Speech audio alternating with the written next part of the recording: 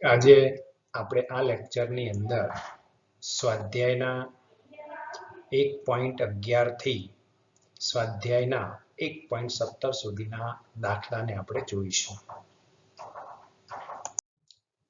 સ્વાધ્યાયના 1.11 દાખલાની અંદર પહેલા આપણે રકમ જોઈએ તો આપણને ખ્યાલ આવે કે કયા ડેટા આપણને આપેલા છે, કયા ડેટા આપણે ઉપયોગમાં લેવાના છે. તો રકમ પહેલા જોઈએ તો કે ઊન સાથે ઘસેલા પોલિથીનના ટુકડા પર, પોલિથીન એટલે પ્લાસ્ટિક થાય એ તો તમને ખ્યાલ જ છે, 3 ગુણ્યા 10⁻7 કુલમ ઋણ વિદ્યુત ભાર છે. મેં આગળ પણ એવું તમને સમજાવેલું છે કે કાચના સળિયાને જો રેશમ સાથે ઘસવામાં આવે તો કાચનો સળિયો હંમેશા ધન વિદ્યુત ભાર પ્રાપ્ત કરે છે, જ્યારે પ્લાસ્ટિકના સળિયાને ઊન સાથે એટલે કે ફર સાથે ઘસવામાં આવે તો પ્લાસ્ટિકનો સળિયો ઋણ વિદ્યુત ભાર પ્રાપ્ત કરે છે. સ્થાનાંતરિત થયેલા ઇલેક્ટ્રોનની સંખ્યા શોધવાની છે. ટૂંકમાં કે તો પ્લાસ્ટિકના ટુકડાએ કેટલો વિદ્યુત ભાર પ્રાપ્ત કર્યો તો કે 3 ગુણ્યા 10⁻7 કુલમ. હા, પ્લાસ્ટિકનો સળિયો ઋણ વિદ્યુત ભાર થશે. સ્વાભાવિક છે કે જે પદાર્થ ઋણ વિદ્યુત ભારિત થાય એને ઇલેક્ટ્રોન મેળવ્યા હશે અને જે પદાર્થ ધન વિદ્યુત ભારિત થાય એ પદાર્થે ઇલેક્ટ્રોન ગુમાવ્યા હશે. મેં આગળ પણ તમને વારે ઘડીએ સમજાવેલું છે. તો તેઓ શાના પર સ્થાનાંતરિત થયા હશે? એટલે પહેલા પ્રશ્નનો જવાબ તો તમને એમને એમ મળી જ ગયો હશે કે પોલિથીનનો ટુકડો ઋણ વિદ્યુત ભારિત થયો, એટલે ઊનમાંથી ઇલેક્ટ્રોન છે એ પોલિથીનના ટુકડા પર આવ્યા હશે. હવે બીજો ઓપ્શન આપણને એવું કીધું છે કે ઊનથી પોલિથીન તરફ દળનું થયેલું સ્થાનાંતર શોધો. એનો અર્થ સીધો કહી શકાય કે ઊનના દળમાં કેટલો ઘટાડો થયો અને પોલિથીનના દળમાં કેટલો વધારો થયો. કારણ કે પોલિથીન પર ઇલેક્ટ્રોન આવે છે એટલે પોલિથીન એટલે કે પ્લાસ્ટિક ઋણ વિદ્યુત ભારિત બને છે, એવું મેં તમને સમજાવ્યું. એટલે આમ તો તમને ખ્યાલ થોડોક આવી જ ગયો હશે કે હું શું કહેવા માંગુ છું. એટલે આપણે જે શોધવાનું છે એમાં પહેલા ડેટા આપણને જે આપેલા છે એ લખીએ કે Q બરાબર -3 ગુણ્યા 10⁻7 કુલમ. E બરાબર, જો તમે Q ઋણ લીધેલો છે એનો અર્થ કે ઇલેક્ટ્રોનનો વિદ્યુત ભાર છે એટલે તમારે માઇનસ લેવો પડશે, એટલે કે -1.6 ગુણ્યા 10⁻19 કુલમ. મેં લખ્યું કે કેમ માઇનસ લીધો તો કે ઇલેક્ટ્રોન પરનો ઋણ વિદ્યુત ભાર છે એટલે. n નંબર્સ ઓફ ઇલેક્ટ્રોન શોધવાના છે એટલે કે n બરાબર શોધવાનું છે. કયું સૂત્ર આવશે? આમ તો તમે એમને કુદીને કહી દો કે સાહેબ આ જ સૂત્ર આવે. વિદ્યુત ભારનું ક્વોન્ટમીકરણની અંદર જે સૂત્ર લાગુ પડે છે એ જ સૂત્ર આપણે લેવાનું થાય કે Q બરાબર Ne. એટલે આપણે લખ્યું કે Q બરાબર Ne. એમાંથી n ને સૂત્રનો કરતા બનાવી દઈએ તો n બરાબર Q/E. ઉપર નીચે બંને ઋણ વિદ્યુત ભાર છે એટલે 1.875 ગુણ્યા 10⁻12 થશે. 1.875 ગુણ્યા 10⁻12. ઘણા એવું કહેતા કે સાહેબ n પૂર્ણાંક ક્યાંથી કહેવાય? 1.875 અપૂર્ણાંક ના કહેવાય? પણ પાછળ એકડાના 12 મીંડા આપણે લેવાના છે. હવે જો એકડાના 12 મીંડા આની અંદર હું લઈ લઉં તો 3 મીંડા અંદર મૂકું તો 1875 થાય. પછીના પાછા આપણે જાણીએ છીએ એ પ્રમાણે 9 મીંડા મૂકવાના થાય. આ તો ફક્ત સમજાવું છું તમને કે આ પૂર્ણાંક સંખ્યા જ છે, અપૂર્ણાંક નથી. ઘણા એવું કહેતા હોય, મેં હમણાં તમને સમજાવ્યું કે ભાઈ 1.875 કે સાહેબ આ પૂર્ણાંક કહેવાય, પણ આ 10⁻12 એટલે પાછળ બીજા આ પોઈન્ટ કાઢ્યા પછી એ 9 મીંડા મૂકવાના થાય. એટલે જે કઈ સંખ્યા આપણી થતી છે ગણવી નથી કે લાખ કરોડ એ રીતે આપણે જે ગણતા હોય છે એ રીતે આપણે નથી ગણવી, પણ સમજી જઈએ છીએ કે આ પૂર્ણાંક સંખ્યા જ છે. હજી સ્થાનાંતરિત થયેલું દળ મારે શોધવું છે એટલે મેં લખ્યું છે કે પોલિથીન એટલે કે પ્લાસ્ટિક ઋણ વિદ્યુત ભારિત હોવાથી ઇલેક્ટ્રોન ઊન પરથી, ઊન અથવા ફર શબ્દ પણ વાપરીએ છીએ, પરથી પોલિથીન પર જમા થાય છે. સીધે સીધું વાક્ય કહેવું હોય તો જે ઋણ વિદ્યુત ભારિત થાય એ ઇલેક્ટ્રોન મેળવે અને જે ધન ભારિત થાય એ ઇલેક્ટ્રોન ગુમાવે છે. એટલે અહીંયા આપણે બી ઓપ્શનની અંદર હવે કેવી રીતે લઈએ છીએ તો કે એક ઇલેક્ટ્રોનનું દળ કેટલું છે તો કે 9.1 ગુણ્યા અથવા 9.11 પણ લઈએ છીએ ગુણ્યા 10⁻31 ઘાત કેજી કિલોગ્રામમાં લીધો. તો સ્વાભાવિક છે કે 1.875 ગુણ્યા 10⁻12 ઘાત ઇલેક્ટ્રોનનું દળ કેટલું કારણ કે એટલા ઇલેક્ટ્રોન ટ્રાન્સફર થયેલા છે.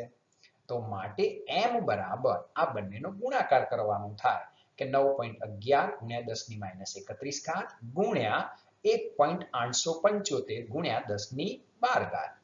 તો માટે m બરાબર 17.06 ગુણ્યા 10⁻19 ઘાત.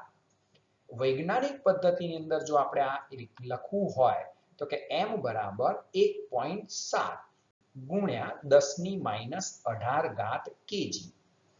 વૈજ્ઞાનિક પદ્ધતિમાં આટલું દળ થાય. પાછળના પોઈન્ટને આપણે જવા દઈએ છીએ.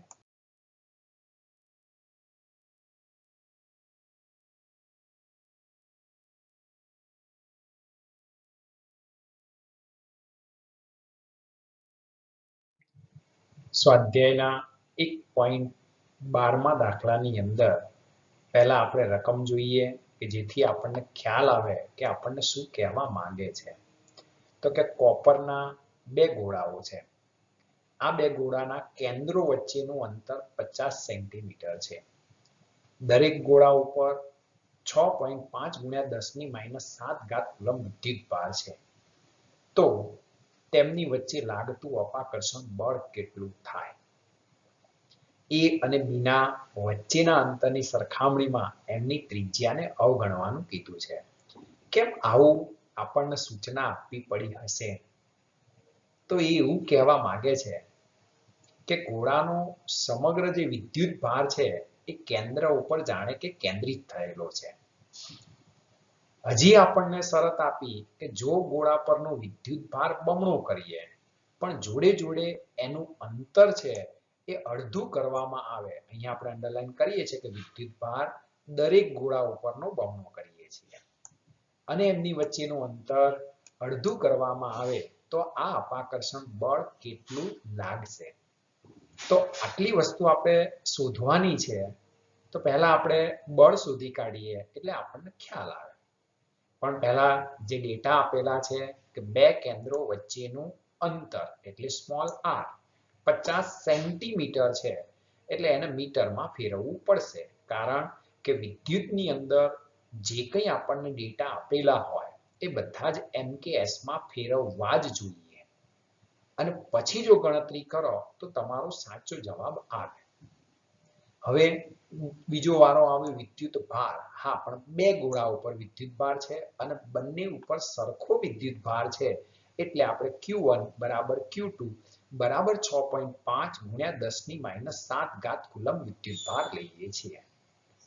હવે શું ગણવું છે તો કે અપાકર્ષણ બળ, કારણ કે અપાકર્ષણ બળ કેટલું હશે એટલે કે F બરાબર શોધવાનું છે. તો પહેલા તો કુલમનો નિયમ, એમાંય પાછું કુલમના નિયમની અંદર સપ્રમાણતાનો અચળાંક આવે તો K બરાબર 9 ગુણ્યા 10⁹ ન્યૂટન ઇન્ટુ મીટર સ્ક્વેર પ્રતિ કુલમ સ્ક્વેર. તો આ સપ્રમાણતાનો અચળાંક થયો. હા, આ આપણને રકમમાં આપેલો નથી. મેં આગળ પણ વારે ઘડીએ તમને સમજાવેલું છે કે સપ્રમાણતાનો અચળાંક અને શૂન્યાવકાશની પરમિટિવિટી જેને આપણે પરાવિદ્યુતાંક કહીએ છીએ, આ બંનેના એકમો અને મૂલ્યો આપણે યાદ રાખવાના છે. એમાં k નું મૂલ્ય તો અહીં આવી ગયું, પણ ε0 ને આપણે યાદ કરી લઈએ કે ε0 બરાબર 8.85 ગુણ્યા 10⁻12 ઘાત કુલમ સ્ક્વેર પ્રતિ newton into metre square k ના કરતા ઊંધો એકમ થાય. ચલો હવે અપાકર્ષી બળ F બરાબર તો કે કુલમના નિયમનું સૂત્ર વાપરી દઈએ કે K Q1 Q2 upon R square. ચલો આની અંદર આપણે કિંમત મૂકીએ તો કે F બરાબર K ની કિંમત 9 ગુણ્યા 10⁹ ઘાત, Q1 ની અને Q2 ની કિંમત તો સરખી જ છે એટલે કે 6.5 ગુણ્યા 6.5. બંનેમાં જો કે આપણે અહીંયા 10⁻7 10⁻7 લખેલી છે પણ મોટા ભાગે આપણે 10⁻14 સીધી કરી પણ દઈએ છીએ. આર સ્ક્વેર તો નીચેનામાં આપણે એવું કરી દીધું કારણ કે સ્ક્વેર છે એટલે સીધે સીધો આપણને ખ્યાલ આવી જાય કે 50 × 50 × 10⁻4. આનો જો આપણે ભાગાકાર કરીએ તો કે f બરાબર 0.1521 × 10⁻1. આ એક ઘાત માટે આપણે રહ્યા એટલે એને આપણે વૈજ્ઞાનિક પદ્ધતિમાં ફેરવવું જોઈએ. માટે f બરાબર 1.521 × 10⁻2 ન્યૂટન. હવે બળ શોધ્યું તો આપણને બીજા ઓપ્શનની અંદર એવું કીધું છે કે દરેક ગોળા પરનો વિદ્યુત ભાર બમણો કરી અને અંતર અડધું કરતા. એટલે સ્વાભાવિક છે કે વિદ્યુત ભારને આપણે q1 ડેશ કહેવો પડશે અને કેટલો હોય તો કે 2 × 6.5 × 10⁻7. એકમ તો આપણો કુલમ છે. હા, q2 ડેશ પણ એટલો જ થાય કારણ કે બંને ગોળા ઉપર પ્રારંભમાં જ વિદ્યુત ભાર આપણો કેવો છે તો સરખો છે. એટલે કે 13 × 10⁻7 કુલમ. એટલા માટે કે સીધો ગુણાકાર કરતા ફાવે. હવે નવું અંતર r ડેશ લેવું પડે કે જે આપણને r/2 આપેલું છે. તો કે 50 સેન્ટીમીટરનું અડધું એટલે 25 સેન્ટીમીટર અને એ 25 સેન્ટીમીટર ગુણ્યા 10⁻2 મીટર આપણે લેવું પડે. કારણ કે સ્વાભાવિક છે કે આપણે તો r ડેશ નો સ્ક્વેર કરવાનો છે પણ એ આપણે f ડેશ જ્યારે ગણીએ ત્યારની આપણી વાત છે. તો k બરાબર 9 × 10⁹ ન્યૂટન × મીટર સ્ક્વેર પ્રતિ કુલમ સ્ક્વેર. આને પણ એકવાર આપણે ફરીથી યાદ કરી દઈએ કારણ કે આપણે અંતે તો કુલમના નિયમની મદદથી જ બળ શોધવાનું છે. તો કે અપાકર્ષી બળ F ડેશ, નવું અપાકર્ષી બળ એવું શબ્દ પણ વાપરી શકાય. તો કે k q1 dash q2 dash upon r dash નો સ્ક્વેર. તો કે 9 × 10⁹ q1 q2 સરખા છે એટલે 13 × 10 × 13 બે વખત 13 લીધા ગુણ્યા 10⁻14 જો ઘાત સીધી ડબલ કરી દીધી ભાગ્યા 25 × 25 × 10⁻4. એટલે આ જો આપણે ગુણાકાર ભાગાકાર કરીએ તો f ડેશ બરાબર આપણને કિંમત મળે છે 2.4 × 10⁻1. સ્વાભાવિક છે કે અહીંયા આપણને આમ જોવા જઈએ તો વૈજ્ઞાનિક પદ્ધતિ મળેલી જ છે પણ મેં હમણાં કીધું કે 10⁻1 માટે અહીંયા છે એટલે 0.24 ન્યૂટન પણ કહેવાય અને 2.4 લખો તો કે 2.4 × 10⁻1 ન્યૂટન પણ કહેવાશે. એટલે આપણો જવાબ અહીંયા એટલો સાચો જ છે. આગળ પણ આપણે સંપર્કની રીત જોઈ હતી. હવે સંપર્કની રીતની મદદથી કેટલાક દાખલા આપણે ગણવા છે કે જેથી આપણને ખ્યાલ આવે કે કેવી રીતે આ સંપર્કની રીતમાં વિદ્યુત ભારનું વિતરણ થાય છે અને એ થયા પછી બળના મૂલ્યમાં શું ફેરફાર થાય છે. તો એનાથી એક સ્ટેપ આમ જોવા જઈએ તો આગળ કહેવાય. એટલે આ દાખલાની અંદર આપણે જોઈએ કે સ્વાધ્યાયના 1.13 ની અંદર આપણને શું આપેલું છે તો કે બે ગોળાઓ A અને B પર 6.5 × 10⁻19 કુલંબ વિદ્યુત ભાર છે. હવે તેમને એકબીજાથી 50 સેન્ટીમીટર અંતરે મૂકતા લાગતું બળ F છે. સ્વાભાવિક છે કે બંને ગોળાઓ પર સરખો વિદ્યુત ભાર છે અને બળનું મૂલ્ય F લાગતું હશે. એકબીજાથી 50 સેન્ટીમીટર અંતરે છે. હવે શું કર્યું તો કે ત્રીજો એક ગોળો લીધો એના જેવો જ. હા, પહેલા પાઠની અંદર આપણે કીધેલું જ છે કે એક સમાન ગોળા હોય તો વિદ્યુત ભારોનો સરવાળો ભાગ્યા 2 થાય. જે બે ગોળાનો સંપર્ક કરાવો એમાં. બીજા પાઠની અંદર જ્યારે આવીશું ત્યારે એમાં લગભગ અલગ અલગ ત્રિજ્યા હશે અને જો અલગ અલગ ત્રિજ્યા હોય તો વિદ્યુત સ્થિતિમાન સમાન થાય. સંપર્ક કરાવો ત્યારે શું સમાન થાય તો વિદ્યુત સ્થિતિમાન સમાન થાય. વિદ્યુત ભારોનું વિતરણ પુનઃવિતરણ થતું નથી. તો અહીંયા ગોળા સાથે સંપર્કમાં લાવી ત્યારબાદ બીજા ગોળા સાથે સંપર્કમાં લાવી અને બંનેને દૂર કરવામાં આવે. હા, પણ એટલા ને એટલા જ અંતરે દૂર કરવામાં આવે એવું કારણ કે ક્યાંય કીધું નથી કે અંતર બદલીએ છીએ.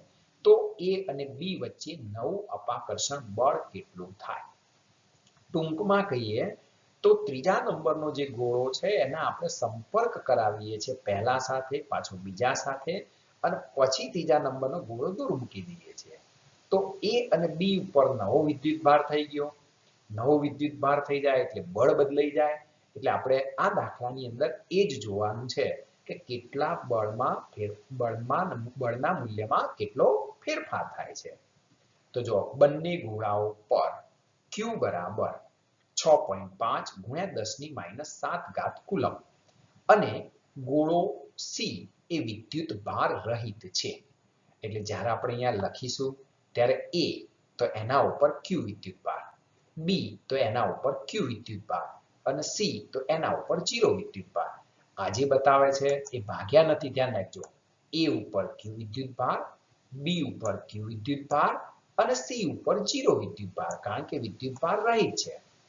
હવે રકમની અંદર આપણને જે કીધેલું છે એ સમજવાનું છે. તો અહીંયા આપણને એવું કીધું કે વિદ્યુતભાર રહિત ગોળો પ્રથમ ગોળા સાથે સંપર્કમાં લાવી. એટલે મેં લખ્યું કે ગોળા C નો ગોળા A સાથે સંપર્ક કરાવતા. તો A ઉપર આપણો વિદ્યુતભાર કેટલો છે? તો કે Q. B ઉપર કેટલો વિદ્યુતભાર છે? તો કે 0. હવે આ બંનેનો આપણી પાસે સંપર્ક થાય છે, ધ્યાન રાખજો. એટલે આપણે અહીંયા લખ્યું કે ગોળા C અથવા ગોળા A પરનો વિદ્યુતભાર. અથવા શબ્દ વાપર્યો છે, ધ્યાન રાખજો. એનો અર્થ કે બંને ઉપર સરખો વિદ્યુતભાર થઈ જશે. કેટલો? તો કે Q વત્તા 0 ભાગ્યા 2. એનો અર્થ એવો થયો કે Q/2, કારણ કે સીધી ગણતરી આપણને ખ્યાલ આવી જાય છે. તો કે બંને ગોળાઓ પર, બંને એટલે કયા? A અને C પર Q/2 વિદ્યુતભાર થાય. તો હવે આપણે ફરીથી એવું જોવું પડે કે સંપર્ક બાદ દરેક ગોળા ઉપર કેટલો વિદ્યુતભાર થયો? તો કે A ઉપર Q/2. B ને તો આપણે કશું કર્યું જ નથી હજી. તો B ઉપર તો Q ના Q જ રહેશે, કારણ કે પહેલાય આપણો Q હતો અને હજી આપણો Q જ રહ્યો. C ઉપર તો કે Q/2, કારણ કે A અને C નો તો આપણે સંપર્ક કરાવેલો છે. તો હવે ગોળા C નો ગોળા B સાથે સંપર્ક કરાવતા. કેમ આપણે આવું કરવું પડ્યું? તો અહીંયા લખ્યું છે કે ત્યારબાદ બીજા ગોળા સાથે સંપર્કમાં લાવી. એનો અર્થ કે C નો સંપર્ક B સાથે કર્યો. B એ બીજો ગોળો છે આપણો. તો શું થાય? તો કે બંને વિદ્યુતભારો જે B અને C ઉપર છે એનો સરવાળો ભાગ્યા 2. કારણ કે આપણું સૂત્ર જ છે. એટલે આપણે લખ્યું કે ગોળા C અથવા ગોળા B પરનો વિદ્યુતભાર બરાબર Q પ્લસ Q/2 આખાના ભાગાકારમાં 2. લસા લઈએ તો 3Q/4 થાય. કેવી રીતે? તો તમે સમજી ગયા હશો કે આ બે ભાગાકારમાં છે એ ગુણાકારમાં Q ના જોડે આવશે, એટલે 2Q વત્તા Q. આ બે જે હવે આખાના છેદમાં છે નીચે જતા રહેશે એટલે ભાગ્યા 2. એટલે 2 ગુણ્યા 2 એટલે નીચે થયું 4. તો 3Q/4 આપણું મૂલ્ય થયું. એનો અર્થ કે હવે કયા ગોળા ઉપર કેટલો વિદ્યુતભાર છે એ આપણે જોવાનું થાય. તો છેલ્લે પરિસ્થિતિ શું રહી? તો કે A ગોળા ઉપર Q/2, B ગોળા ઉપર 3Q/4 અને C ગોળા ઉપર 3Q/4. હા, પણ મારે તો અપાકર્ષણ બળ કયા બેનું ગણવાનું છે? તો કે A અને B નું. તો મારે A અને B ગોળા પરના વિદ્યુતભારને જ આપણે ધ્યાનમાં લેવાના થાય. તો કે હવે ગોળા A અને ગોળા B ને 50 સેન્ટીમીટર અંતરે, કારણ કે એને અંતરમાં કશું જ કંઈ કીધેલું નથી, એનો અર્થ કે એના એ જ અંતરે રાખવાનું છે. તો કે લાગતું બળ શોધવું હોય તો કે Q1 નો વિદ્યુતભાર તો કે Q/2. હવે Q/2 એટલે કેટલા? તો કે પહેલો વિદ્યુતભાર Q તરીકે આપણે 6.5 ગુણ્યા 10⁻⁷ લીધું હતું, ભાગ્યા 2. તો કે 3.25 ગુણ્યા 10⁻⁷ કુલમ્બ થાય. એવી જ રીતે Q2 વિદ્યુતભાર કેટલો? એટલે કે B ઉપર કેટલો વિદ્યુતભાર છે? તો કે 3Q/4. 3 વડે ગુણીશું, 4 વડે ભાગીશું, તો કે 4.875 ગુણ્યા 10⁻⁷ કુલમ્બ થાય. R બરાબર 50 સેન્ટીમીટર છે, એને મીટરમાં ફેરવવા પડશે. તો કે 50 ગુણ્યા 10⁻²મીટર. સપ્રમાણતાનો અચળાંક કે તો હમણાં આપણે લીધો કે 9 ગુણ્યા 10⁹ ન્યૂટન ઇન્ટુ મીટર સ્ક્વેર પ્રતિ કુલમ્બનો સ્ક્વેર. તો હવે આપણે બળનું સૂત્ર લેવાનું થાય અથવા બળ F બરાબર પહેલું શોધવું છે. તો કે બળ F કયું બળ? તો કે બંને ધન વિદ્યુત ભાર જ છે. તો કે અપાકર્ષી બળ F બરાબર K Q1 Q2 upon R². આની અંદર હવે આપણે કિંમતો મૂકવાની છે તો આપણને ખ્યાલ આવી જ ગયો કે 9 ગુણ્યા 10 ની 9, Q1 ની જગ્યાએ 3.25 ગુણ્યા 10 ની -7, Q2 ની જગ્યાએ 4.875 ગુણ્યા 10 ની -7 ભાગ્યા R² એટલે 50 ગુણ્યા 50 ગુણ્યા 10 ની ઘાત સીધી આપણે ડબલ કરી દીધી એટલે -4. તો માટે F બરાબર ગણતરી કરીએ છીએ તો આપણને મળે છે 0.057 ગુણ્યા 10 ની -1. હા, હજી આપણે શું કરીશું તો કે વૈજ્ઞાનિક પદ્ધતિમાં લાવી દઈશું. તો કે F બરાબર 5.7 ગુણ્યા 10 ની -3 ન્યૂટન. એટલે કે આટલું બળ આપણું થાય. જો સંપર્ક બાદ વિદ્યુત ભારો જે થયા એનો ઉપયોગ શું કર્યો તો કે બળ ગણવામાં આપણે એનો ઉપયોગ કર્યો. વિદ્યુત ફ્લક્સ જુદા જુદા કિસ્સામાં શું થાય એ આ દાખલાની અંદર આપણે જોવાનું છે. પહેલા આ દાખલાની રકમ વાંચીએ તો કે સ્વાધ્યાયના 1.15 માં એક સમાન વિદ્યુત ક્ષેત્ર સદિશ E બરાબર 3 ગુણ્યા 10 ની 3 I કેપ ન્યૂટન પ્રતિ કુલમ્બ આપેલું છે. અહીંયા વિદ્યુત ક્ષેત્ર કઈ દિશામાં છે એ તમને ખ્યાલ આવી ગયો હશે કે I કેપ હોય એટલે x અક્ષની દિશા થાય, J કેપ હોય એટલે y અક્ષની દિશા થાય અને K કેપ હોય તો z અક્ષની દિશા થાય. હવે આપણે શું કરવાનું છે તો કે YZ સમતલને સમાંતરે જેનું સમતલ હોય તેવા 10 સેન્ટીમીટરની બાજુવાળા ચોરસમાંથી પસાર થતું ફ્લક્સ કેટલું હશે?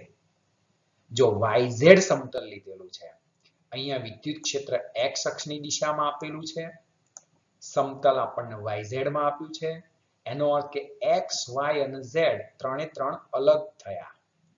જો અહીંયા ધારો કે વિદ્યુત ક્ષેત્ર y અક્ષની દિશામાં આપ્યું હોત શબ્દ કહું છું ધ્યાન રાખજો, તો 3 ગુણ્યા 10 ની 3 ઘાત j કેપ એવું લખ્યું હોત તો y, y, z એનો અર્થ કે 2 વખત y આવે.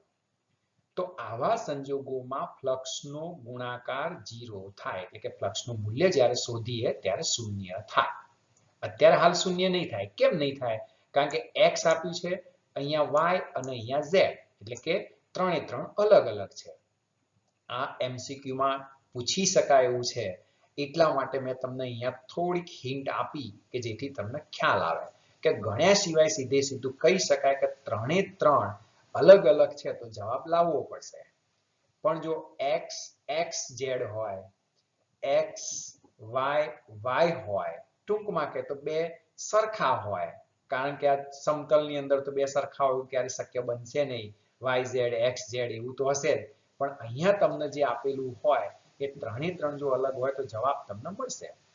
પણ જો સમાન થઈ જાય તો જવાબ આપણો શૂન્ય થઈ જાય. કેમ થઈ જાય આપણે આ ગુણાકાર કરીશું એટલે આપણને ખ્યાલ આવશે જ. બીજા ઓપ્શનની અંદર એવું કીધું છે કે આ ચોરસ જે છે સમતલ એ લંબ સાથે 60 અંશનો કોણ બનાવે તો એમાંથી પસાર થતું ફ્લક્સ કેટલું થાય? ચોરસના સમતલને દોરેલો લંબ x અક્ષ સાથે એટલે કે વિદ્યુત ક્ષેત્ર સાથે 60 અંશનો ખૂણો બનાવે તો એમાંથી પસાર થતું ફ્લક્સ કેટલું થાય? અહીંયા બે ઓપ્શન છે એટલે આપણે સ્વાભાવિક છે કે બીજા ઓપ્શનની અંદર ડેટા ફરીથી આપણે લખીશું જ, પણ પહેલા ઓપ્શનની અંદર જ્યારે આપણે જોઈએ ત્યારે એના ડેટા આપણને લખવાનો વિચાર થાય. તો કે આપેલા મૂલ્યો સદિશ E બરાબર, જો સદિશ સ્વરૂપ જ લેવું પડશે, તો કે 3 ગુણ્યા 10 ની 3 I કેપ ન્યૂટન પ્રતિ કુલમ્બ. આગળ ફ્લક્સ ગણવા માટેના મેં 3 સૂત્રો તમને કીધેલા હતા કે જો સમતલ સપાટી હોય તો phi બરાબર સદિશ E ડોટ ડેલ્ટા S. તો સીધે સીધું ગણતરી થઈ જાય અથવા E delta S cos theta, theta લઈને પણ તમે ગણી શકો છો. બીજું સૂત્ર તો કે વક્ર સપાટી હોય તો એવા સંજોગોમાં આ વક્ર સપાટીને નાના નાના પૃષ્ઠખંડોમાં વિભાજિત કરો. વિભાજિત કર્યા પછી એનો સરવાળો કરો અને સરવાળો એ સંકલનમાં પરિણમે છે. બસ આ અગત્યનું છે કે phi બરાબર ઇન્ટિગ્રેશન સદિશ e ડોટ ds. જો અહીંયા ds પણ લખાય છે અને આગળ મેં તમને સમજાવેલું છે કે dA તરીકે પણ ઘણામાં લીધેલું હોય છે. આ વિદ્યુત ક્ષેત્ર છે એટલે E લઈએ છીએ. હા, પાછળના પાઠની અંદર ચુંબકીય ક્ષેત્ર આવશે એટલે સદિશ B આવશે. તો કે સદિશ B ડોટ સદિશ dA પણ લીધું હોય, ds પણ લીધેલું હોય. અને ત્રીજા નંબરની અંદર આવશે જો પૃષ્ઠ બંધ હોય તો ગાઉસનો નિયમ લેવાય. અને એ ગૌસના નિયમની અંદર Q/ε0 લઈએ છીએ. અત્યારે હાલ સમતલ પૃષ્ઠ છે એટલે આપણે પહેલા નંબરના સમીકરણનો ઉપયોગ કરી અને આપણે આ દાખલો ગણીએ છીએ. તો પહેલા તો કે L આપ્યું છે 10 સેન્ટીમીટર. તો એનું રૂપાંતરણ 10 × 10⁻² મીટર. હજી ક્ષેત્રફળ સદિશ લેવાનો થાય એટલે કે ડેલ્ટા સદિશ S બરાબર L² બરાબર 100 × 10⁻⁴ I કેપ મીટર સ્ક્વેર. ઘણાને એમ થતું કે સાહેબ અહીંયા I કેપ કેમ લઈ લીધું? કારણ કે આપણને રકમમાં તો એવું ક્યાંય કીધું નથી. હા, એને આપણને ખાલી એવું કીધું છે કે YZ સમતલને સમાંતર સમતલ લેવાનું છે. એનો અર્થ કે YZ નો લંબ કઈ દિશામાં જાય? તો કે X અક્ષની દિશામાં જાય. મેં આગળ પણ તમને આવું સમજાવેલું છે, છતાંય આપણે એકવાર આકૃતિ થોડીક ક્લિયર કરીને સમજાવીએ એટલે ખ્યાલ આવે કે ભાઈ આ શું કહેવા માંગે છે. તો અહીંયા એવું માની લઈએ છીએ કે YZ સમતલ આપણે લેવું છે અને આ YZ સમતલ કેવી રીતે દોરીએ છીએ એ પહેલા ફરીથી એકવાર અહીંયા આપણે ઉપર દોરીએ કે જેથી કરીને આપણી લાઈનમાં કપાય નહીં. તો કે આ એક સમતલ દોરી. હા, કયું સમતલ છે? તો કે YZ.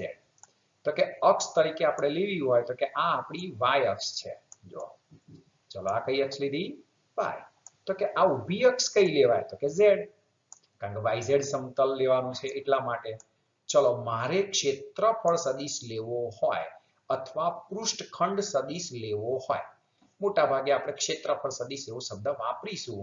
તો કેવી રીતે લઈએ છીએ? તો કે આપેલી સપાટીને લંબ. હા, બંધ સપાટી હોય તો બે વાક્ય વાપરવા પડે કે આપેલી સપાટીને લંબ અને બહાર આવતી દિશામાં. અહીંયા તો આપણી બંધ સપાટી છે નહીં, ખાલી સમતલ જ છે.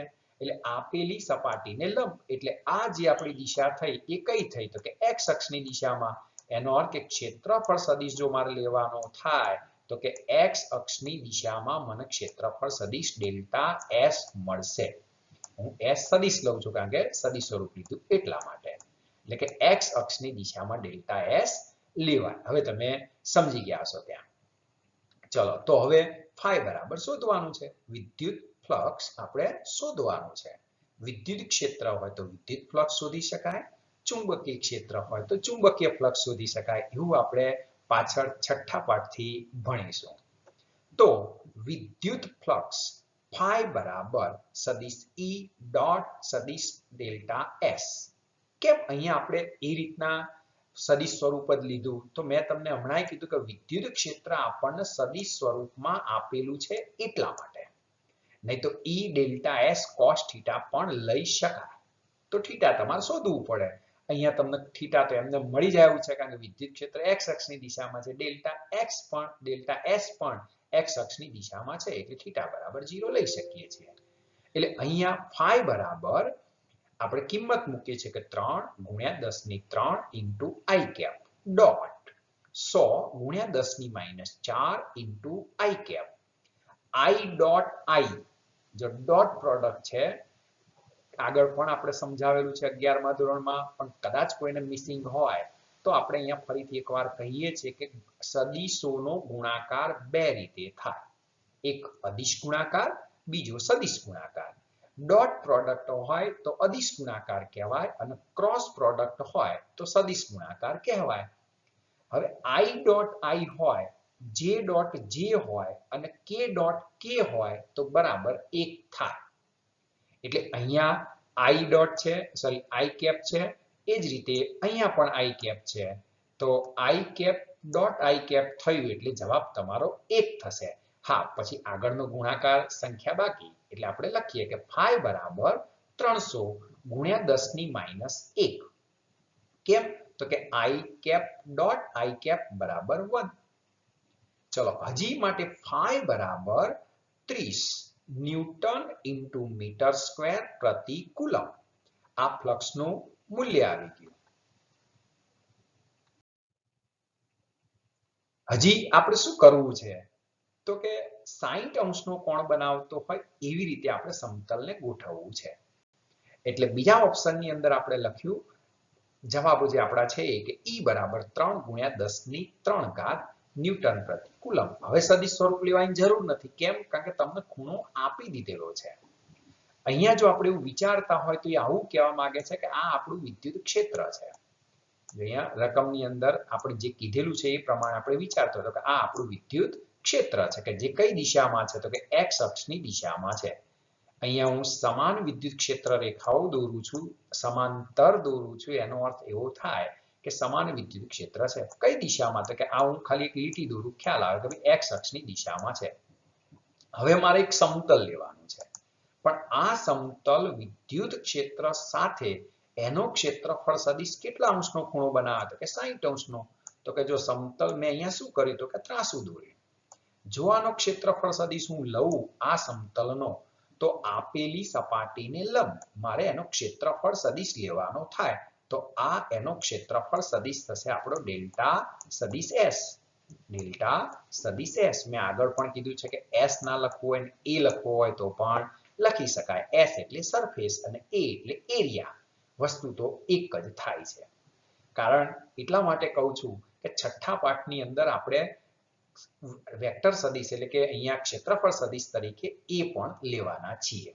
ચલો હવે તમે જોઈ શકો છો કે કોની વચ્ચેનો ખૂણો લીધો તો કે વિદ્યુત ક્ષેત્ર અને ક્ષેત્રફળ સદિશ વચ્ચેનો. તો કે આ વિદ્યુત ક્ષેત્ર x અક્ષની દિશામાં છે અને કેટલો ખૂણો છે તો કે 60 અંશનો. બસ આ રીતની પરિસ્થિતિ આપણને આટલું રકમમાં કહેવા માંગે છે. એટલે પહેલા મેં તમને આગળ પણ કીધેલું છે કે ફિઝિક્સ એક ઇમેજિનરી સબ્જેક્ટ છે કે એની રકમ તમને શું કહેવા માંગે છે એ તમારે પહેલા ઇમેજિન થવી જોઈએ.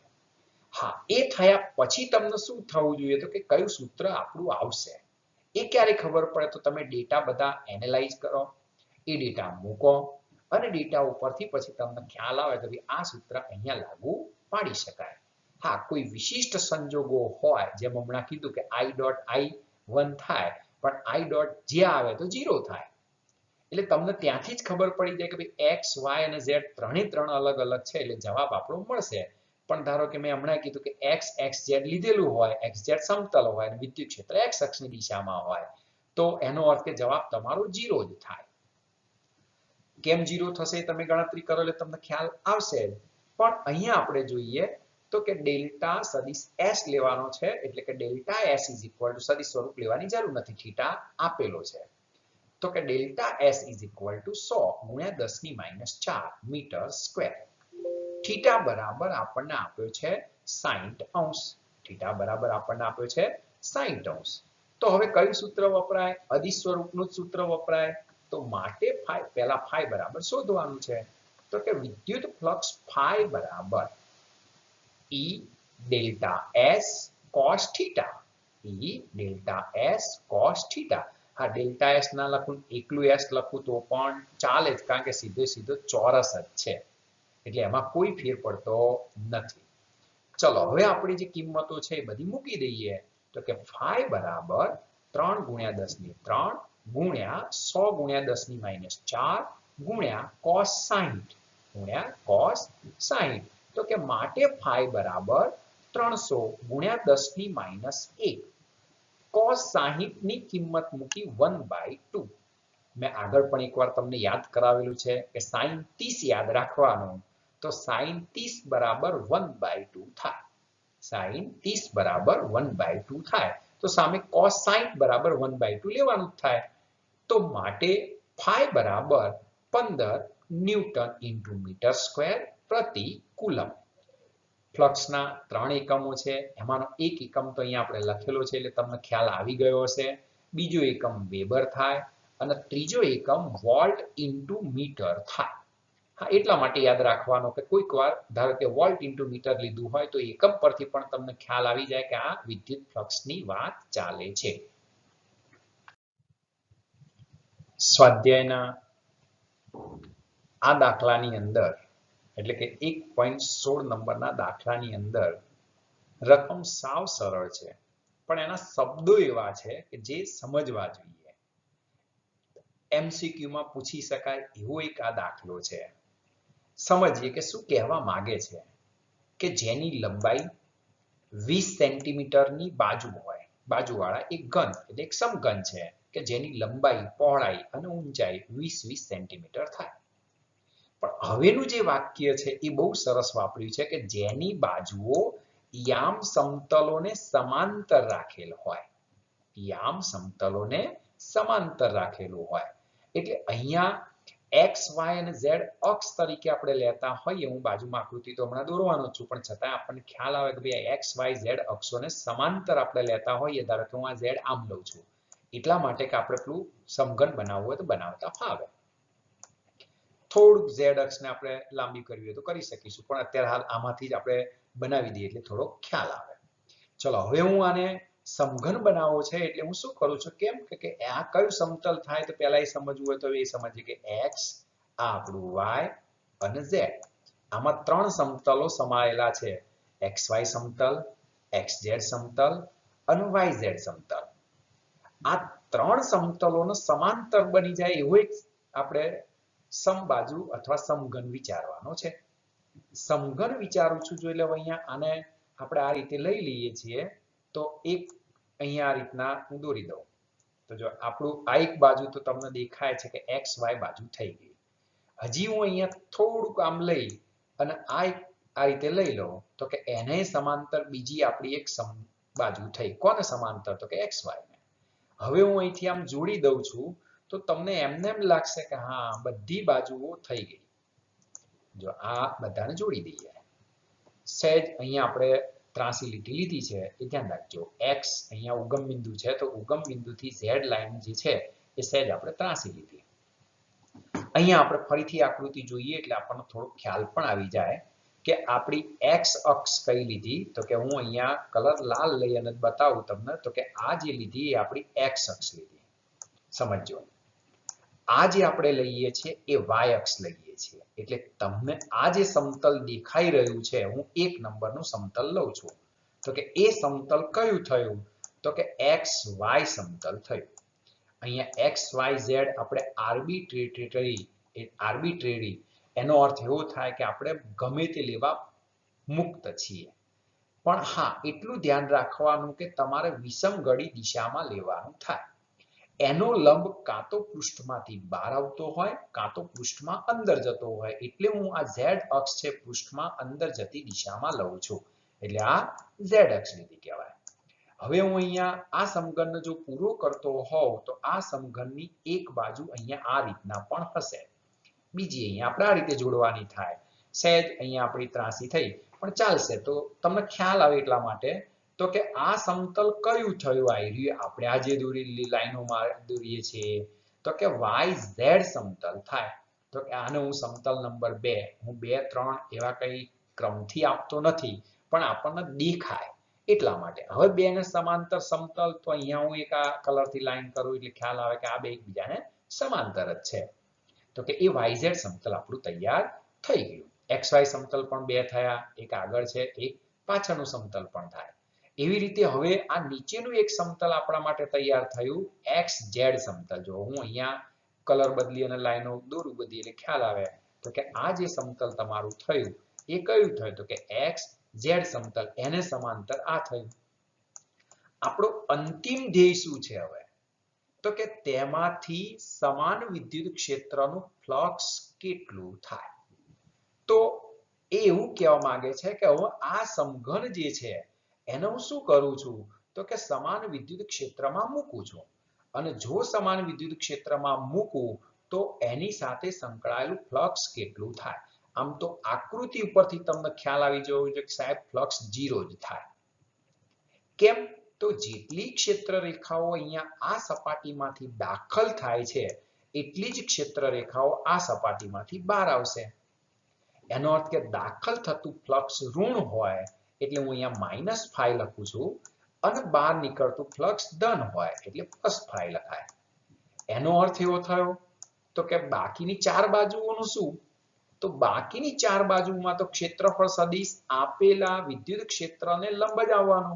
ધારો કે વિદ્યુત ક્ષેત્રની લાઈન પૂરી કરું તો અહીંયા ક્ષેત્રફળ સદિશ છે એ વિદ્યુત ક્ષેત્રને લંબ બનશે. અને વિદ્યુત ક્ષેત્રને લંબ બને તો બાકીની ચાર બાજુઓ સાથે સંકળાયેલું ફ્લક્સ તો 0 થવાનું. એનો અર્થ એવો થયો કે માત્ર 6 બાજુઓમાંથી 4 બાજુઓ શૂન્ય ફ્લક્સ, સંકળાયેલું ફ્લક્સ શૂન્ય. હજી ઘણા એવું વિચારતા હોય સાહેબ કેવી રીતે ફ્લક્સ શૂન્ય થાય? તમે cos 90 કીધું તો બરોબર સમજી ગયા, પણ આપણું ફ્લક્સ એટલે શું? તો આપેલા ક્ષેત્રફળમાંથી લંબ રૂપે પસાર થતી ક્ષેત્ર રેખાની સંખ્યા. તમે જુઓ કે આ જે સપાટી છે, અહીંયા આપણે ફરીથી પેલી કરીએ તો કે આ જે સપાટી છે, તો હું અહીંયા રાઉન્ડ કરું એટલે ખ્યાલ આવે તો કે આ સપાટી સાથે જો ફ્લક્સ લંબ રૂપે પસાર થાય છે, ક્ષેત્ર રેખા લંબ રૂપે પસાર થાય છે, પણ એ જ હું કાઢી નાખી અને ફરીથી અહીંયા લઉં તો તમને દેખાશે કે ભાઈ આ સપાટી સાથે તો ક્યાંય લંબ રૂપે થતું જ નથી. ક્યાં? તો અહીંયા. જો આ ક્ષેત્ર રેખા હું આખી પૂર્ણ કરી દઉં, કઈ સપાટી લીધી તમે સમજી તો ગયા જશો કે આ ઉપરની સપાટીની વાત કરું છું. તો કે અહીંયા તો ક્ષેત્ર રેખા છેદતી જ નથી, સપાટીને સમાંતર જ પસાર થાય એટલે સ્વાભાવિક છે કે એની સાથે ફ્લક્સ સંકળાય નહીં. ટૂંકમાં દિવાલ સાથે ક્ષેત્ર રેખા છેદવી જોઈએ. ત્રાસી છેદે કે લંબ રૂપે છેદે એનો કોઈ ફેર પડતો નથી. કેમ? તો કે ત્રાસી હોય તો એના બે ઘટકો પડી જાય, એક લંબ ઘટક અને એક સમાંતર ઘટક. એટલે આપણે ગણતરીમાં તો લંબ ઘટક આવવાનો જ છે, એવું મેં આગળ પણ તમને સમજાવેલું છે. ચલો હજી અહીંયા આપણે કેવી રીતે લખવું જોઈએ સમજાવી દઈએ એટલે ખ્યાલ આવી જાય. તો કે સમઘનમાં જેટલી ક્ષેત્ર રેખાઓ અંદર દાખલ થાય છે તેટલી જ ક્ષેત્ર રેખાઓ બહાર નીકળે છે.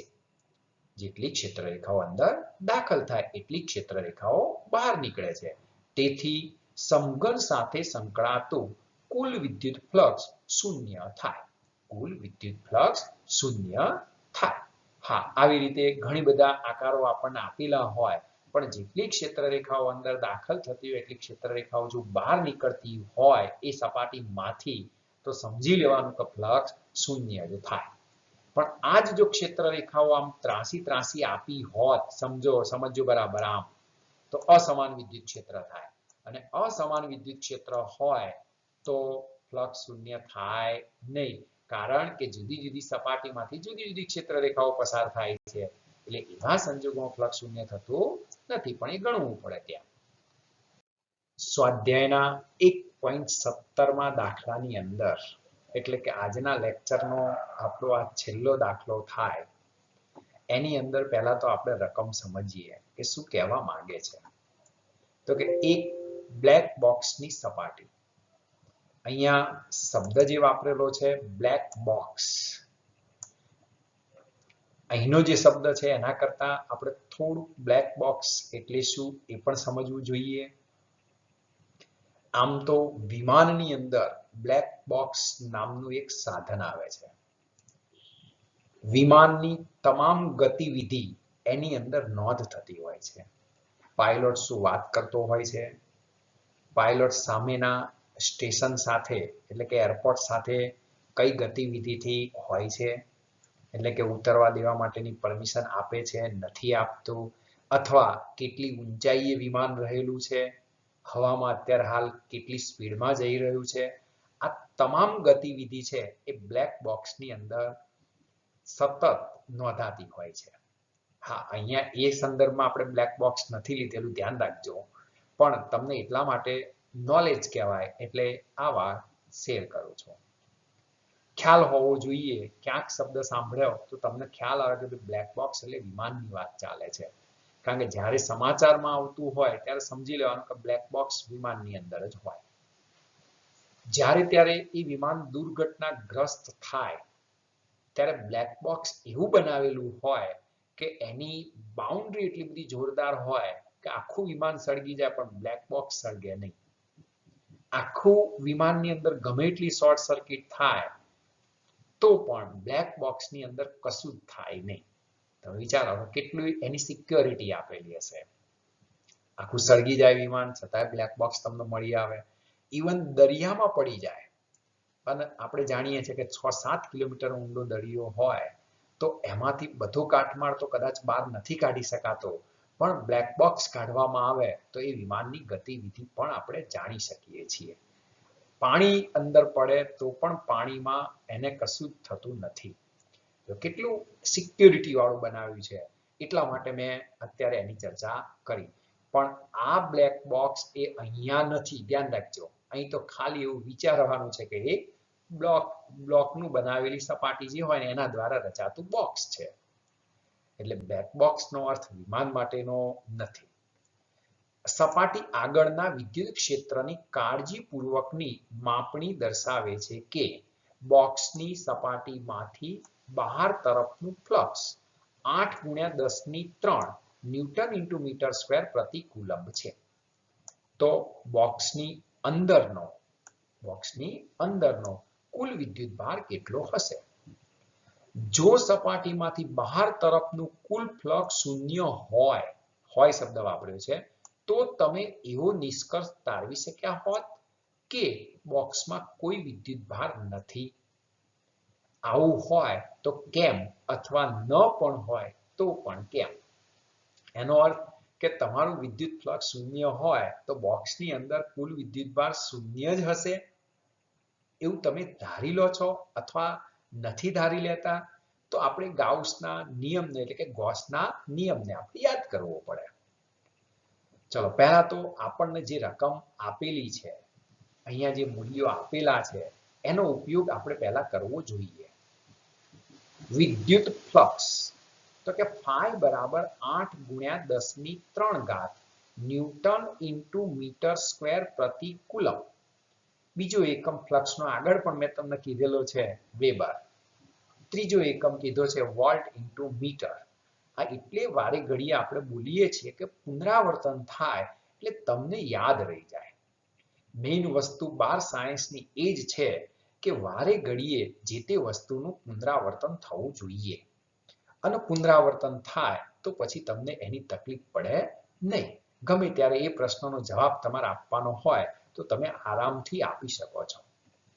હા, હવે આપણે મૂળ મુદ્દા ઉપર આવીએ કે આપણે જે શોધવાનું છે એમાં ε0 ની જરૂર પડશે, જેને આપણે શૂન્યાવકાશની પરમિટિવિટી કહેતા હતા, જેને શૂન્યાવકાશનો પરાવિદ્યુતાંક પણ કહેતા હતા.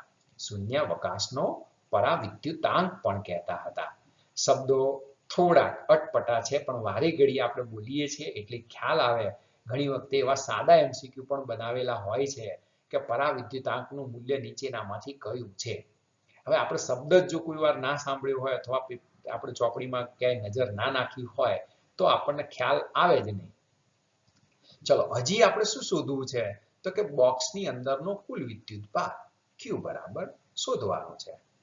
આગળ પણ મેં તમને સમજાવેલું છે કે દાખલા તરીકે હું અત્યારે હાલ તો ગોળો લઉં છું, તો આ ગોળાની અંદર જુદા જુદા જો વિદ્યુત ભારો મૂકતો હોઉં, ધારો કે મેં આગળ પણ આવું સમજાવેલું છે કે ધારો કે 1 કુલમ, પછી -3 કુલમ અને +5 કુલમ, આ 3 વિદ્યુત ભારો છે. આ 3 વિદ્યુત ભારો આ બંધ પૃષ્ઠની અંદર મૂકેલા છે. તો આગળ આપણે આવું સમજાવેલું છે કે Q જે તમારે ગણવાનો થાય એ કેટલો લેવાનો થાય? તો કે આ 5 + 1 એટલે 6. અને 6 માંથી તમારે આ 3 બાદ કરવા પડે એટલે તમારો કુલ વિદ્યુત ભાર છે એ 3 કુલમ્બ થાય. જો બેઝિક સરવાળો કર્યો કહેવાય બીજગણિતની જેમ, પણ ધન ઋણ મૂલ્ય આપણે ધ્યાનમાં લેવાના છે. એડિટિવિટી ઓફ ધ ચાર્જીસ, વિદ્યુત ભાર માટે આપણે એનો સરવાળો કેવી રીતે કરી શકીએ છીએ? તો કે Q = 3 કુલમ. ચલો, આ બંધ પૃષ્ઠ વડે ઘેરાતો કુલ વિદ્યુત ભાર છે. જો કુલ શબ્દ વાપરું છું એટલા માટે. હા, ઘણી વખતે આ ગોળામાં એવું પણ હોઈ શકે છે, આ તો ખાલી સમજવા માટે, કે +5 કુલમ અહીંયા છે અને -5 કુલમ છે. બે જ વિદ્યુત ભાર લઈએ, +5 કુલમ અને -5 કુલમ. તો સ્વાભાવિક છે કે ટોટલ વિદ્યુત ભાર 0. જો ટોટલ વિદ્યુત ભાર 0 હોય તો સ્વાભાવિક છે કે આ ગોળા સાથે સંકળાયેલું ફ્લક્સ શૂન્ય થાય.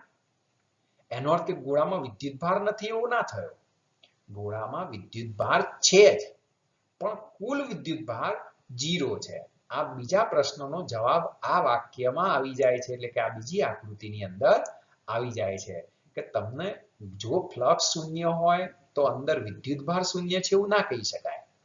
કુલ વિદ્યુતભાર શૂન્ય છે, વિદ્યુતભાર તો હશે પણ સરવાળો કરીએ છીએ એટલે એ શું થઈ જાય છે? શૂન્ય થઈ જાય છે. એટલે તમે સમજી ગયા છો કે આપણે શું કહેવા માંગીએ છીએ. બીજા પ્રશ્નની અંદર જ્યારે આપણે સમજવાનું થાય ત્યારે આ વસ્તુ આપણે સમજવાની થાય. ચલો હવે ગોસનો નિયમ. ફ્લક્સ શોધવા માટે હમણાં મેં તમને કીધું હતું કે 3 સૂત્રો આપણે વાપરીએ છીએ. પહેલું તો કે ફાઈ બરાબર સદિશ E ડોટ ડેલ્ટા S સમતલ સપાટી હોય તો. હા, એમાં અદિશ સ્વરૂપ આપ્યું હોય તો E delta S cos theta લઈ શકીએ છીએ. બીજું વક્ર સપાટી હોય અને જુદા જુદા સપાટીમાં જુદા જુદા બિંદુએ વિદ્યુત ક્ષેત્ર જુદું જુદું હોય તો એવા સંજોગોમાં આપણે સંકલનથી શોધીએ છીએ.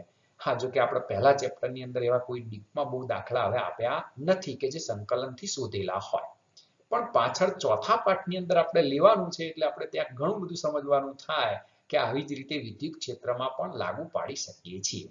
તો કે ફાઈ બરાબર ઇન્ટિગ્રેશન સદિશ E ડોટ ds dA પણ કહેવાય.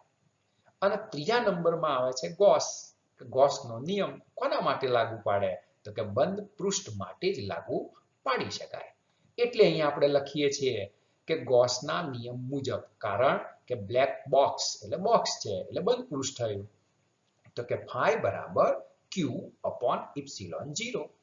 તો માટે બંધ પૃષ્ઠ વડે ઘેરાતો કુલ વિદ્યુતભાર તો કે q બરાબર ફાઈ ઇન્ટુ ઇપ્સિલોન 0.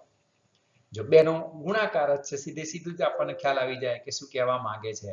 તો કે માટે q બરાબર 8 ગુણ્યા 10 ની 3 ગુણ્યા 8.85 ગુણ્યા 10 ની -12. આ બેનો જો ગુણાકાર કરીએ છીએ તો q બરાબર 70.8 ગુણ્યા 10 ની -9 કુલમ. હજી એને જો આપણે વૈજ્ઞાનિક પદ્ધતિમાં લઈ જવું હોય, જો કે વૈજ્ઞાનિક પદ્ધતિ નથી લઈ ગયા, કેમ? કારણ કે આપણે માઇક્રો કુલમમાં લઈ જવું છે. આપણે વિદ્યુત ભાર હોય તો માઇક્રો કુલમ હોય, નેનો કુલમ હોય, આ બેમાં રૂપાંતરણ વધારે હોય. મિલી કુલમની અંદર બહુ ઓછું રૂપાંતરણ હોય છે. મીટર હોય તો મિલીમીટરમાં લઈ જવામાં આવતું હોય છે. તો કે q બરાબર 0.07 ગુણ્યા 10 ની -6 કુલમ. હા, જો બહુ રૂપાંતરણો ના ફાવતા હોય અથવા આપણને ઘાતમાં કન્વર્ટેશનમાં બહુ ખબર ના પડતી હોય તો અહીં સુધીનો જવાબ પણ સાચો ગણાય છે. પરીક્ષાની અંદર બોર્ડમાં એવું નહીં કે આપણે માઇક્રોકુલમમાં લઈ જ જવું પડે. હા, MCQમાં તમારે પછી ત્યાં માઇક્રોકુલમમાં જવાબ માંગ્યો હોય તો તમારે માઇક્રોકુલમમાં ટ્રાન્સફર કરવો જ પડે. તો ત્યાં પછી તકલીફ પડે એટલે રૂપાંતરણ કરતા શીખવાનું ખરું, એવું નહીં કે નહીં શીખવાનું. પણ બોર્ડની અંદર જ્યારે આપણે દાખલા ગણતા હોય અને પછી આપણને એમ થાય કે જવાબ નથી ટ્રાન્સફર કરવો તો ચાલશે, અહીં સુધીનો જવાબ પણ સાચો કહેવાય. હા, પણ તમારે ધ્યાન રાખવાનું કે એકમ લખેલો રહેવો જોઈએ. અહીં તો મેં લખ્યો છે, પણ ઘણી વખતે આપણે છેલ્લા સ્ટેપમાં એકમ લખીએ છીએ અને વચ્ચેના સ્ટેપમાં નથી લખતા. એટલે અહીંયા આપણે q બરાબર 0.07 માઇક્રો કુલમ. જો અંદર કેટલો વિદ્યુત ભાર હશે અત્યારે હાલ, તો કે 0.07 માઇક્રોકુલમ જો વિદ્યુત ભાર હોય તો એની સાથે સંકળાયેલું ફ્લક્સ કેટલું હોય? તો કે 8 ગુણ્યા 10 ની 3 ઘાત ન્યૂટન ઇન્ટુ મીટર સ્ક્વેર પ્રતિ કુલમ હોય. વાક્ય રચના તમને ખ્યાલ આવી ગયો હશે કે આપણે શું કહેવા માંગીએ છીએ.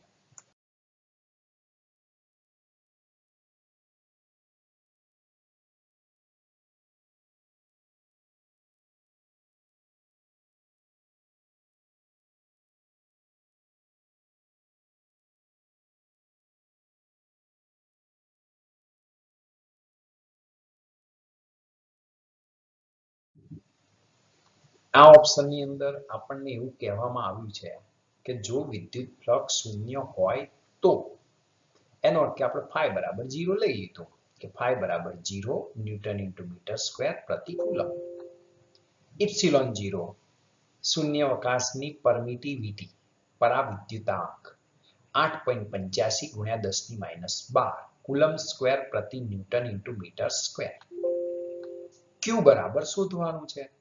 એ જ સૂત્રની કિંમત મૂકી અને જવાબ આપણે લાવવાનો થાય તો કે ગોસના નિયમ મુજબ phi બરાબર q upon epsilon 0 માટે બંધ પૃષ્ઠ વડે ઘેરાતો કુલ વિદ્યુત ભાર q બરાબર phi into epsilon 0 જો મેં શબ્દ વાપર્યો છે કુલ વિદ્યુત ભાર આનો અર્થ એવો થાય કે ટોટલ સરવાળો છે અંદર કેટલા વિદ્યુત ભારો છે એ આપણને ખ્યાલ આવે નહીં પણ એનો સરવાળો શું આવશે એ આપણે કહી શકીએ છીએ તો કે માટે q બરાબર 0 કુલમ કેમ તો આપણે જાણીએ છીએ કે phi ની કિંમત જો 0 હોય તો ગુણાકાર તો 0 જ થવાનો છે તો અહીંયા આપણે આવું કહી શકીએ છીએ તારણ કાઢી શકીએ છીએ કે આમ phi બરાબર 0 હોય ત્યારે q બરાબર 0 થાય એટલે કે કુલ વિદ્યુત ભાર શૂન્ય છે વાક્યરચના સમજજો કુલ વિદ્યુત ભાર શૂન્ય છે એટલે કે બંધ પૃષ્ઠમાં અંદર વિદ્યુત ભારો હોઈ શકે છે પરંતુ તેમનો બૈજિક સરવાળો જે છે એ શૂન્ય થાય મેં હમણાં સમજાવ્યું તમે સમજી ગયા હશો કે એકમાં 5 કુલમ -5 કુલમ હોય પણ ટોટલ સરવાળો શૂન્ય થઈ ગયો પણ વિદ્યુત ભાર તો છે જ ગોળામાં ખ્યાલ આવી ગયો એટલે હોય જ નહીં એવું આપણે વિચારી શકીએ નહીં